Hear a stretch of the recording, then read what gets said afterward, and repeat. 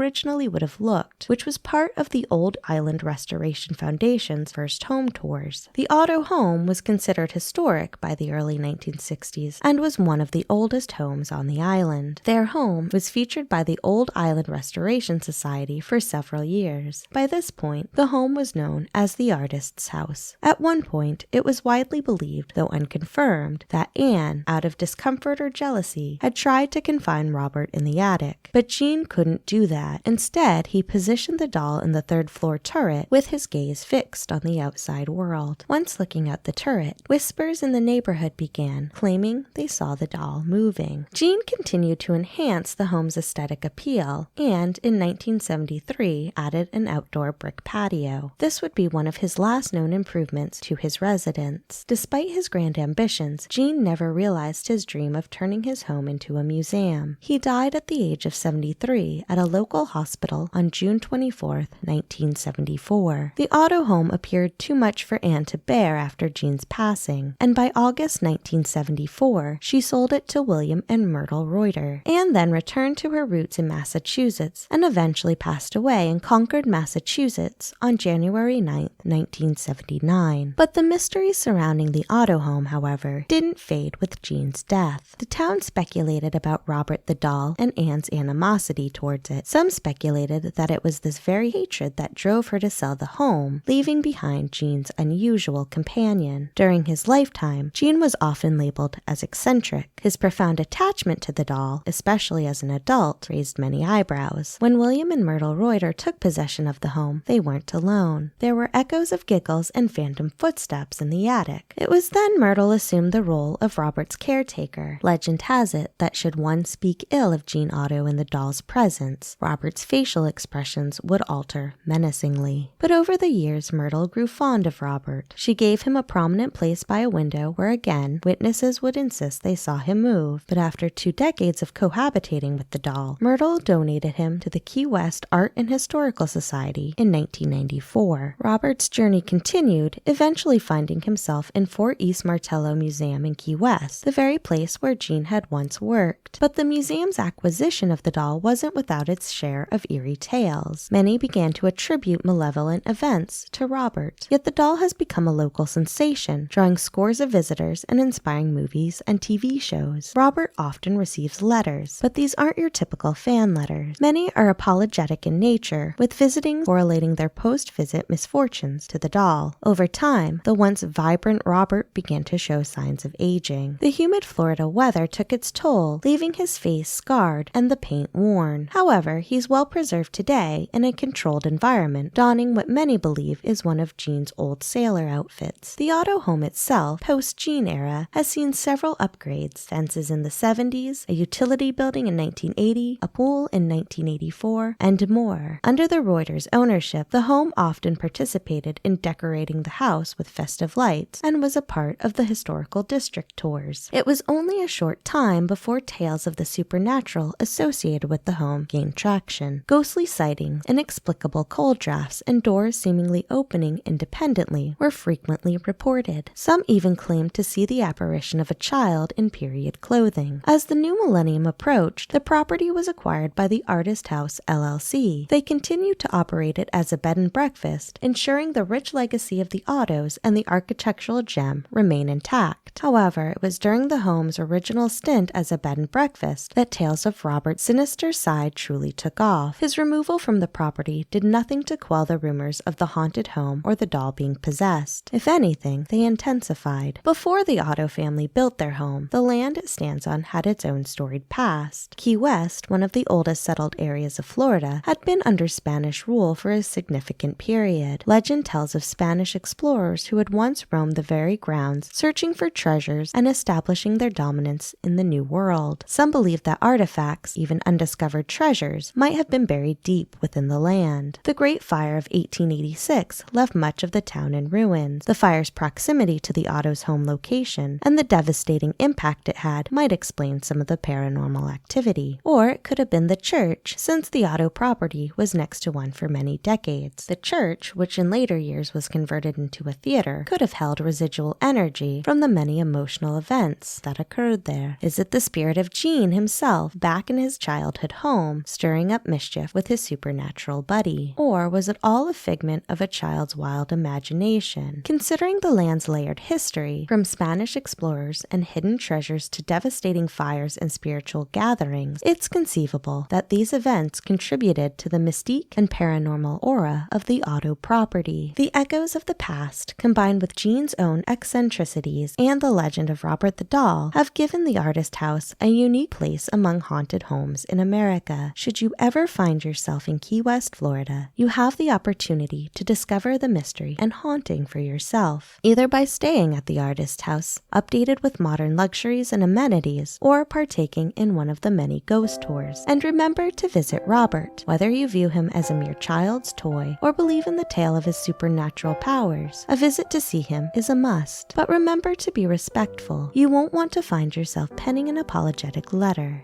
Thank you for listening to Nightmare Houses. For more information, including on Robert the Doll and the Artist House, please visit www.nightmarehouses.com. Until next time, goodbye.